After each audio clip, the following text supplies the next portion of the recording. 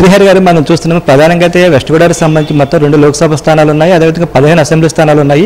అయితే అందరూ ఆశించినట్లుగా అయితే పెద్దగా మార్పులు అయితే ఎక్కడ కనిపించలేదు. కేవలం 4 అసెంబ్లీ స్థానాల్లో మాత్రం కొన్ని మార్పులు అయితే చోటు చేసుకున్నాయి. అదేవిధంగా లోక్సభ స్థానాలకు సంబంధించి మాత్రం పూర్తి స్థాయిలో మార్పులు కనిపించాయి. ప్రధానంగా మనం చూస్తే నరసాపురం అసెంబ్లీ స్థానం నుంచి రెబల్ ఎంపీగా రఘురామకృష్ణరాజు ఉన్నారు. ఆయన అయితే ఇటీవల పార్టీకి రాజీనామా చేశారు. దాంతో నరసాపురం నుంచి పోటీ చేయడానికి అయితే ఎవరు ముందుకు రాని పరిస్థితి ఉంది. గతంలో అనేక మందిని వాళ్ళ పోటీ చేయించడానికి ప్రయత్నాలు సాగించారు, కానీ ఎవరు ముందుకు రాలేదు. ఈ నేపథ్యంలోని భీమవరం సంబంధించిన బీసీ సమాజానికి సంబంధించిన గూడూరి ఉమాబాలను అభ్యర్థిగా ప్రకటించారు.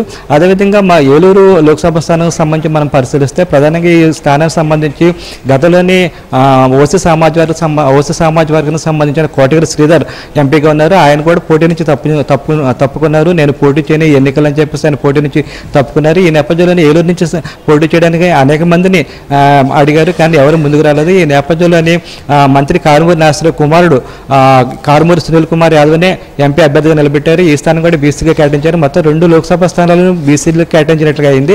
అదేవిధంగా అసెంబ్లీ స్థానాలకు సంబంధించి మనం పరిశీలిస్తే మాత్రం కొద్దిపాటి మార్పులతో మనకు కనిపిస్తున్నాయి. ప్రధానంగా గోపాలపురం నుంచి తలారి వెంకటరావు కొవ్వూరుకు, అదే కొవ్వూరుకు సంబంధించిన మంత్రి తానేటి వంతులు గోపాలపురం మార్చారు. అదేవిధంగా పోలవరం అసెంబ్లీ సెగ్మెంట్కి సంబంధించి సిట్టింగ్ ఎమ్మెల్యే బాలరాజుని మార్చి ఆయన భార్య రాజలక్ష్మి టికెట్ ఇచ్చారు. అదేవిధంగా చింతలపూడికి సంబంధించి సిట్టింగ్ ఎమ్మెల్యే ఎలిజాన్ పక్కన పెట్టి మరో అభ్యర్థి అయిన కంబం విజయరాజుకు టికెట్ ఇచ్చారు. ఈ మార్పులు మాత్రమే కనిపించాయి. మిగిలిన యథావిధిగా